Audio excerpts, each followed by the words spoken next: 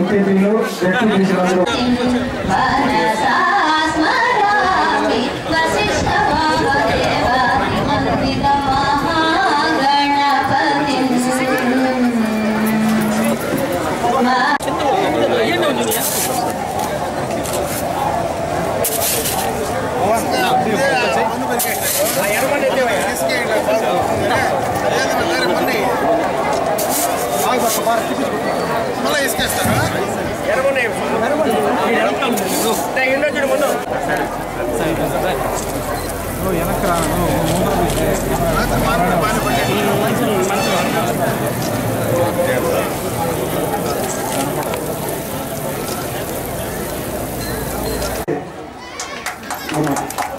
తదుపరి పెద్దపంచాయతీ జెడ్పీటీసీగా మాట్లాడారు. గౌరవ జిల్లా అధికారులు ఈ నవనిర్మాణ దీక్ష కార్యక్రమంలో ఈరోజు పెద్ద పంచాయతీ మండలంలో ఈ కార్యక్రమంలో పాల్గొంటున్న ఇతర ప్రజాప్రతినిధులు అన్ని శాఖల ఉద్యోగులు ఎస్హెచ్జి స్వయం సహాయక సంఘ సభ్యురాళ్ళు అందరికీ కూడా నమస్కారం. ఈరోజు నవనిర్మాణ దీక్ష కార్యక్రమంలో మన జిల్లాలోని అన్ని నియోజకవర్గాల్లో ఈ కార్యక్రమాన్ని ఏర్పాటు చేసుకుంటున్నాం. మన ప్రభుత్వం వారు ఒక్కొక్క రోజు 2-3 అంశాలపైన చర్చ జరిపి ప్రజాభిప్రాయాన్ని సేకరించి వాటి ఆచరణలో ఏవైనా నిర్మాణాత్మకమైన సూచనలు వస్తే వాటిని అమలు పరిచేదానికి జిల్లా స్థాయిలో ఒక రిపోర్ట్ తయారు చేయమని చెప్పారు.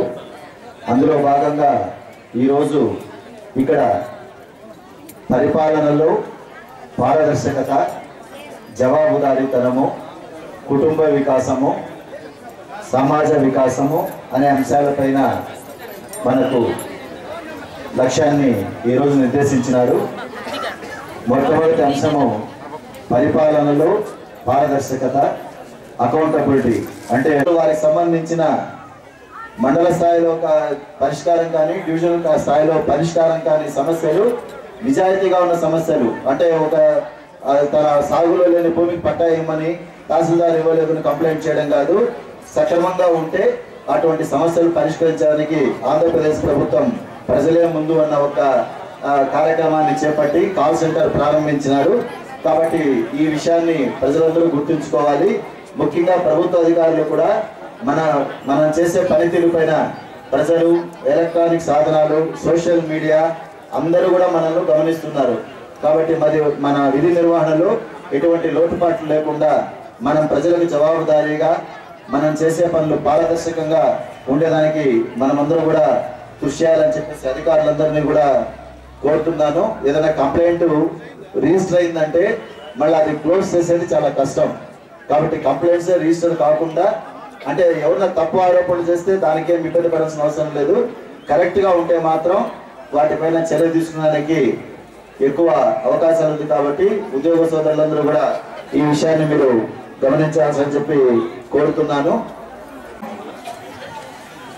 వేదిక పైన ఉన్నటువంటి రాష్ట్ర పరిశ్రమల శాఖ మంత్రివర్యులు ఎన్ అమర్నాథ్ రెడ్డి గారికి, అదేవిధంగా ఇక్కడికి వచ్చేసినటువంటి మన జాయింట్ కలెక్టర్ గారికి, అదేవిధంగా వేదిక పైన ఉన్నటువంటి గంగవరం జెడ్పీటీసీ గారు.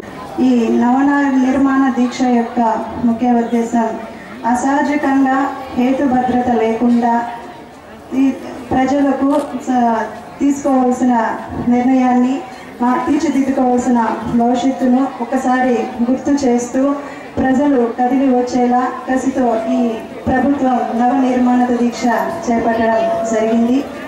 ఈ రాష్ట్ర విభజన జరిగి 3 సంవత్సరాలు గడిచినా కూడా మన రాష్ట్ర ప్రభుత్వం అధికారంలోకి రాష్ట్ర ప్రభుత్వం వచ్చి జాతీయ స్థాయిలో కూడా అగ్రగామిగా రాష్ట్రాన్ని నిలపడం కూడా జరిగింది. అనేక ఆర్థిక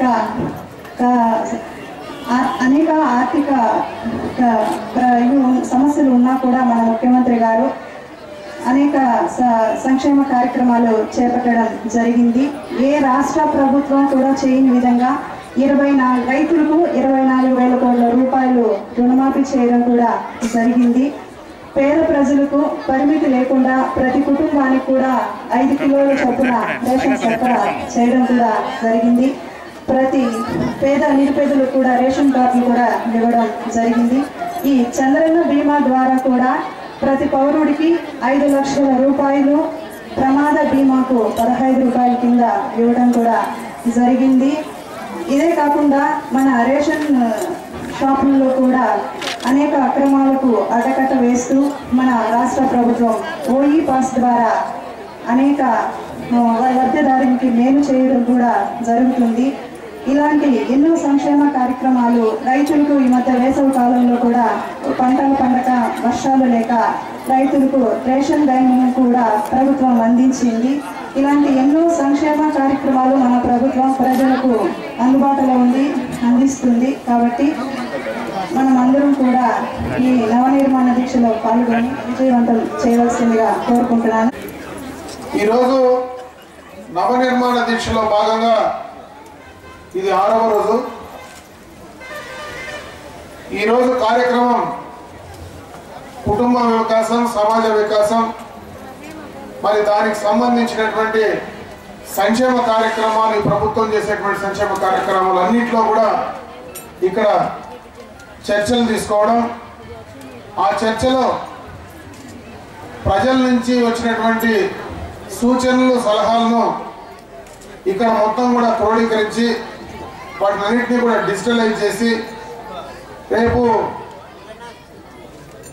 అమరావతిలో ముఖ్యమంత్రి గారి నాయకత్వంలో అక్కడ రాష్ట్ర వ్యాప్తంగా 13 జిల్లాల నుంచి వచ్చినటువంటి సమాచారాన్ని అంతా కూడా క్రోడీకరించుకొని రాబోయే కాలంలో ఈ రాష్ట్ర ప్రజలకు ఏం కావాలా, ప్రజల ఆలోచనలు ఏ విధంగా ఉన్నాయి, వాటికి అనుగుణంగా ప్రజాపాలన సాగించాలనేదే ముఖ్యమంత్రి గారి ప్రధాన ఉద్దేశం అని చెప్పి సందర్భంగా కూడా మీ దృష్టికి తెస్తా ఉన్నా. ఎందుకంటే ఈరోజు ఈ యొక్క నవనిర్మాణ దీక్షకు సంబంధించి 7 రోజుల పాటు ఈ కార్యక్రమాన్ని మనం చేసుకుంటున్నాం. రాష్ట్ర విభజన అయిన తర్వాత మరి ఈ కార్యక్రమానికి అత్యంత ప్రాధాన్యత ఇవ్వాల్సినటువంటి అవసరం మనందరిపైన కూడా ఉందని చెప్పి సందర్భంగా మీ దృష్టికి తెస్తా ఉన్నా. ఎందుకంటే ఈ రాష్ట్ర విభజన మనం కోరుకున్నది కాదు, మన అభిష్టానికి వ్యతిరేకంగా పూర్తిగా కూడా అనైతికంగా ఈ రాష్ట్ర విభజన జరిగింది. మనం కోరుకున్నది ఏదైతే మన గతంలో జరిగినటువంటి సందర్భాల్లో ఉమ్మడి మద్రాసు రాష్ట్రం నుంచి ఆనాడు మన వాళ్ళందరినీ కూడా కర్నూలుకు వెళ్ళమంటే కర్నూలుకు వెళ్ళాం. కర్నూలు నుంచి భాషా ప్రయుక్త రాష్ట్రాలుగా ఆనాడు ఉన్నటువంటి తెలంగాణ ప్రాంతం హైదరాబాద్ నగరానికి క్యాపిటల్గా వెళ్ళమంటే రాజధాని తీసుకొని అక్కడికి వెళ్ళాం. మళ్ళీ విభజన చేసి మనం వద్దన్నా కూడా మనల్ని ఇక్కడ బలవంతంగా కట్టుబట్టలతో 16,000 కోట్ల రూపాయలు లోటు బడ్జెట్తో ఈరోజు మనం ఆ రాష్ట్రం నుంచి విడిపోయి బయటకు రావాల్సి వచ్చింది. మరి దాదాపు ఇన్ని సంవత్సరాలుగా 1953 నుంచి కూడా మరి అదేవిధంగా 56 నుంచి కూడా మనకున్నటువంటి మన శ్రమ, మన ఆదాయం, మన ఆస్తులు అన్నీ కూడా అక్కడ వదిలిపెట్టి పూర్తిగా అక్కడి నుంచి కూడా మనం అప్పులతో కూడా బయటకు రావడం జరిగిందని చెప్పి సందర్భంగా ఒకసారి మీకు గుర్తు చేస్తా ఉన్నా. ఎందుకంటే ఇక్కడ ఉన్నటువంటి చాలా మంది అధికారులు ఉన్నారు, చాలా మంది అన్ని కులాలకు, వర్గాలకు, మతాలకు అతీతంగా ఆనాడు మనం అందరం కూడా దాదాపు 9 నెలల పాటు వ్యతిరేకించి మనం ఈ రోడ్లపై నిలబడి చేశాం.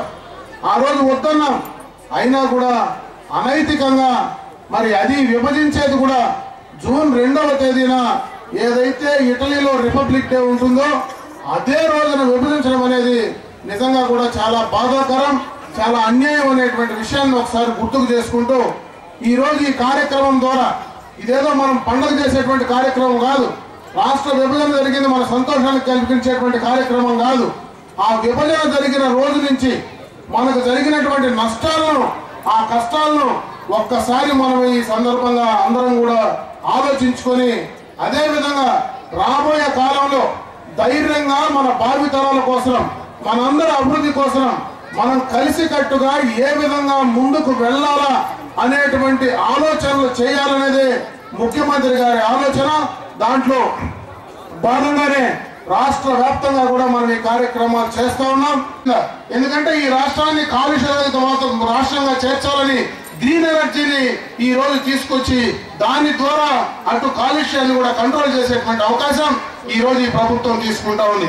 ఇటువంటి కార్యక్రమాలన్నీ కూడా తీసుకోవడమే కాకుండా ఈరోజు స్కిల్ డెవలప్మెంట్ ద్వారా భారతదేశంలోనే ఆంధ్ర రాష్ట్రంలో స్కిల్ డెవలప్మెంట్ కు ఒక ప్రత్యేకమైనటువంటి సంస్థను తీసుకొచ్చి మరి స్కిల్స్ కు సంబంధించిన నైపుణ్య అభివృద్ధి సంస్థను తీసుకొచ్చి దానికి 500 కోట్ల రూపాయలు ఈ రోజు అలాట్ చేసి గ్రామీణ ప్రాంతాల్లో చదువుకున్నటువంటి నిరుద్యోగ యువకులందరికీ కూడా వాళ్ళ స్కిల్స్ ను అప్డేట్ చేసి డెవలప్ చేసేటువంటి కార్యక్రమాన్ని మొట్టమొదటిగా ముఖ్యమంత్రి తీసుకున్నారు. దాంట్లో భాగంగానే ఈ జిల్లాలో మనకుండేటువంటి పారిశ్రామిక వాడల పరిధిలో దాదాపు మన ఆంధ్ర రాష్ట్రంలో మొట్టమొదటిగా కూడా ఈ జిల్లాలో దానికి సంబంధించినటువంటి ఒక యూనివర్సిటీని కూడా ఈ జిల్లాలోనే స్థాపించి ఈ జిల్లాలో ఉండేటువంటి నిరుద్యోగ యువకులందరికీ కూడా మరి స్కిల్స్ డెవలప్ చేసి మరి అన్ని పారిశ్రామిక వాడల్లో కానీ వారికి సంబంధించినటువంటి స్కిల్స్ కూడా తీసుకునేటువంటి అవకాశం ఉంది. అదేవిధంగా ఈ రోజు మహిళా సోదరిమణులు ఉన్నారు. వీరందరికీ కూడా ఈ రోజు మహిళా పారిశ్రామిక వాడలు తీసుకురావడానికి అవకాశం ఉంది. మహిళల్లో చదువుకుని కొంతవరకు మేము మా కార్యక్రమాలు మేము పెట్టుబడి పెట్టుకొని మేము వ్యాపారాలు చేసుకుంటాం, చిన్న చిన్న పరిశ్రమలు పెట్టుకుంటామని ముందుకు వస్తే తప్పనిసరిగా కూడా మహిళలకు సంబంధించి ప్రత్యేకమైనటువంటి పారిశ్రామిక వాడలు తీసుకొచ్చి దాదాపు దాంట్లో 50% సబ్సిడీ కింద ఇచ్చేటువంటి కార్యక్రమాన్ని ఈ రోజు ఈ ప్రభుత్వం చేసేటువంటి అవకాశం ఉంది. అదేవిధంగా ఎస్సీ ఎస్టీలకు బీసీలకు ప్రత్యేకంగా కూడా అటువంటి చిన్న చిన్న ఎంటర్ప్రెన్యూర్స్ ఎవరైనా ముందుకు వస్తే వారందరికీ కూడా ప్రభుత్వం తరఫున వారికి కావలసినటువంటి ఇన్సెంటివ్స్ అన్ని ఇచ్చి కావలసినటువంటి నేల ఇచ్చి కరెంట్ ఇచ్చి సంబంధించినటువంటి ఆ పారిశ్రామిక వాడలో ఇన్ఫ్రాస్ట్రక్చర్ మొత్తం కూడా కంప్లీట్ చేసి ఇచ్చి వాళ్ళను పరిశ్రమకు ముందు ప్రోత్సహించే విధంగా కూడా ఈ రోజు ఈ ప్రభుత్వం ముందుకు తీసుకెళ్తా ఉందనేటువంటి విషయాన్ని ఈ సందర్భంగా కూడా మీ దృష్టి ఈ రోజు చేసేటువంటి ఇన్ని కార్యక్రమాలు గతంలో రాష్ట్రం విభజన ముందు పునుపు అప్పుడున్నటువంటి సమైక్య రాష్ట్రంలో ఆ రోజు చేసినటువంటి కార్యక్రమాలు విభజన అయిన తర్వాత ఈ రాష్ట్రంలో 16,000 కోట్ల రూపాయలు లోటు బడ్జెట్ ఉన్న తర్వాత కనీసం రాష్ట్ర రాజధానిలో కూర్చోవడానికి కూడా జాగా లేకుండా అక్కడ అధికారులు కనీసం అక్కడికి వస్తే ఒక సెక్రటరియట్ కానీ ఆఫీస్ లేని పరిస్థితుల్లో అక్కడ శాసనసభ్యులు కనీసం అక్కడ మనకు ఉన్నటువంటి అసెంబ్లీ కానీ మరి ఏ ఇతర భవనాలు లేనటువంటి సందర్భంలో దాదాపు 3 సంవత్సరాల్లోనే పూర్తి స్థాయిలో దానికి సంబంధించినటువంటి ఇన్ఫ్రాస్ట్రక్చర్ పూర్తి చేసుకొని ఈ రోజు మనం మన రాష్ట్రం నుంచి మన పాలన మనం సాగించే విధంగా కూడా ఈ రోజు ఈ ప్రభుత్వం ముందుకెళ్లి పనిచేస్తా ఉందని చెప్పి ఈ సందర్భంగా కూడా మీ దృష్టికి తెస్తా ఉన్నా. ఈ కార్యక్రమాలన్నీ కూడా ఇంత లోటు బడ్జెట్ ఉన్న ముఖ్యమంత్రి గారి సమర్థవంతమైనటువంటి నాయకత్వంలోనే ఈ కార్యక్రమాలు చేసుకునేటువంటి అవకాశం ఉంది అనేది ఖచ్చితంగా కూడా మనం చెప్పాల్సిన అవసరం ఉంది.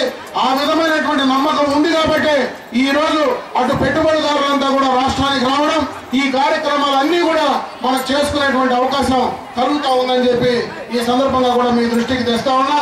కాకపోతే ఇంకా చాలా కార్యక్రమాలు ఇంకా వేదికపోయినటువంటి పెద్దలందరూ కూడా మాట్లాడేటువంటి అవకాశం ఉంది. మీతో కూడా కలిసి మొట్టమొదటిగా మాట్లాడి వెళ్ళాలనేటువంటి ఆలోచనతో వచ్చా. నాకు ఇంకా కూడా చిత్తూరులో వేరే కార్యక్రమాలు ఉన్నాయి కాబట్టి ఈ కార్యక్రమాన్ని అందరూ కూడా సజావుగా, ఎందుకంటే ఇక్కడ అందరూ ఎంపీపీలు కానీ జెడ్పీటీసీలు కానీ అధికారులు అందరూ కూడా ఉన్నారు. ఇంకా చాలా మంది దీనికి సంబంధించినటువంటి అన్ని విషయాలు కూడా మీతో చర్చించడం జరుగుతుంది. మీరు ఇచ్చినటువంటి ఫీడ్బ్యాక్ మొత్తం కూడా మీ చర్చల ద్వారా మీ ఆలోచనలు అన్నీ కూడా ఇక్కడ మొత్తం కూడా రికార్డ్ చేస్తారు. దాన్ని రికార్డ్ చేసి ఖచ్చితంగా కూడా రాష్ట్రంలో దాన్ని మళ్ళా చర్చకు తీసుకొచ్చేటువంటి అవకాశాలు ఉంటాయి. కాబట్టి అటువంటి సూచనలు సలహాలు దయచేసి మీరు ఈ సమావేశానికి ఇవ్వాలా.